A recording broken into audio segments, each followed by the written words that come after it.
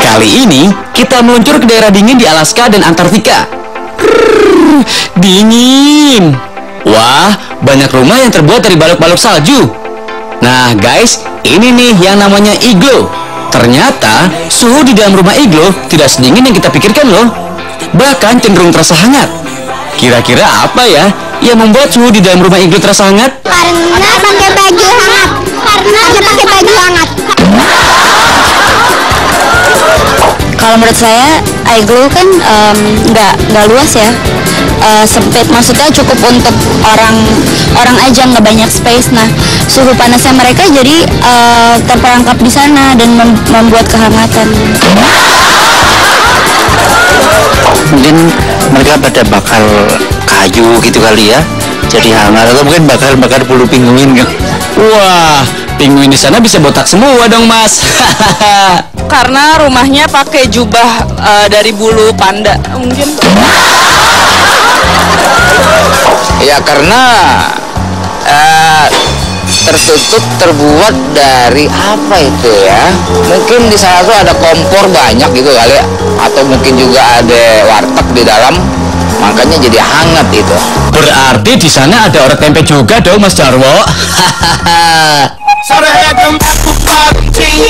Bentuk pintu iglo yang berukuran kecil dan menyerupai mulut terowongan inilah yang membuat angin dari luar tidak langsung masuk ke dalam dan kehangatan dari dalam tidak cepat keluar. Rumah iglo itu hangat karena bahan dasar dinding dan atapnya itu adalah salju yang merupakan bahan insulasi bagus itu. Salju itu terbuat dari es yang bukan es balok, tapi karena terbuatnya dengan angin dan sebagainya, sehingga ada udara-udara yang terperangkap di dalam salju. Kedua, karena bukaannya diperkecil, jadi pintunya dibuat agak jauh, dikasih lorong, jadi ada ruang perantara juga.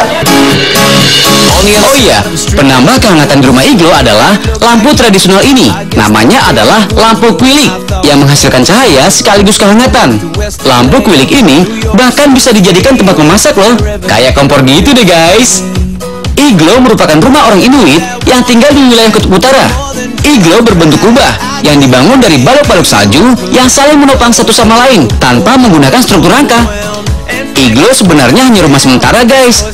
Orang Inuit memfungsikan iglo sebagai tenda.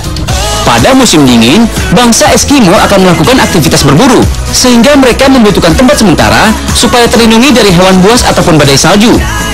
Ada yang unik dari rumah iglo ini nih guys. Semakin lama bangunan iglo akan semakin kuat dan kokoh loh, karena lelehan es yang berada di dalam segera kembali membeku dan membentuk lembaran es baru yang menambah kekuatan bangunan. Rumah iglo ini masih bisa kalian temukan di daerah Kutub Utara, Alaska, dan di daerah Greenland guys.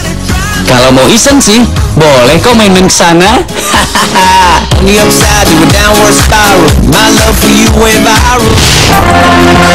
Kalian kenal Bruce Lee? Atau kenal sama Jackie Chan? Pasti kalian kenal dong sama Jet Li. Yap, mereka itulah selebriti yang memperkenalkan bela diri kungfu ke kancah internasional. Sehingga kungfu masih eksis tuh sampai sekarang. Nah, kalau ditanya siapa yang pertama kali membawa ajaran bela diri kungfu, ada yang tahu nggak ya? Adik-adik imut ini mungkin tahu. Master kungfu. Siapa itu Cung Cung Cung? Ada-ada aja nih jawabannya. Buyutnya Bruce Lee. Laksamana Cheng Hu. Hah? Laksamana Cheng Hu? Siapa itu dek? Kang Cengbong. Kang Cengbong itu siapa Mas Jarwo?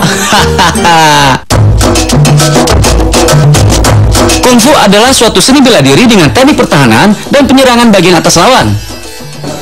Mempopulerkan ya itu Budi Dharma.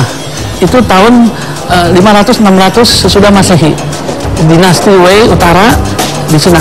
Nah, dia dari Kanchipuram, India. Bodhidharma atau Putitamo adalah seorang pendeta Buddha dari India yang datang ke Tiongkok. Bodhidharma menetap di kuil Shaolin dan mulai mengajarkan kungfu. Dari kuil inilah lahir bela diri Shaolin Kungfu guys. Di dunia film, yang mempopulerkan kungfu adalah Lee Shaolong atau yang kita kenal dengan Bruce Lee. Bruce Lee mulai dikenal setelah memenangkan kejuaraan karate di Amerika dan membintangi film-film kungfu produksi Hollywood. Nah, dari sinilah kungfu mulai dikenal dan diperhitungkan di kancah internasional, guys. Ajaran bela diri kungfu terbagi menjadi 3 macam. Ada Shaolin, ada Wing Chun, dan Tai Chi. Jurus Shaolin lebih keras daripada Wing Chun dan Tai Chi. Jurusnya banyak dan biasanya berkaitan dengan nama binatang. Mulai dari jurus harimau, jurus ular, bahkan jurus bangau. Tapi ada juga loh jurus yang tidak berkaitan dengan binatang, seperti jurus baju besi yang satu ini. Nah, kalau Tai Chi kebalikan dari Shaolin. Jurusnya lebih halus yang menekankan pengaturan pernapasan serta keseimbangan tubuh. Yang terakhir nih, ada Wing Chun. Wing Chun pertama kali dipopulerkan oleh gurunya Bruce Lee. Jurus-jurus Wing Chun mengarah pada bela diri praktis. Selain untuk bela diri, kungfu juga berguna untuk kesehatan. Kungfu bisa memperlancar peredaran darah, memperbaiki keseimbangan tubuh, serta melatih mental dan menjaga agar tetap fokus.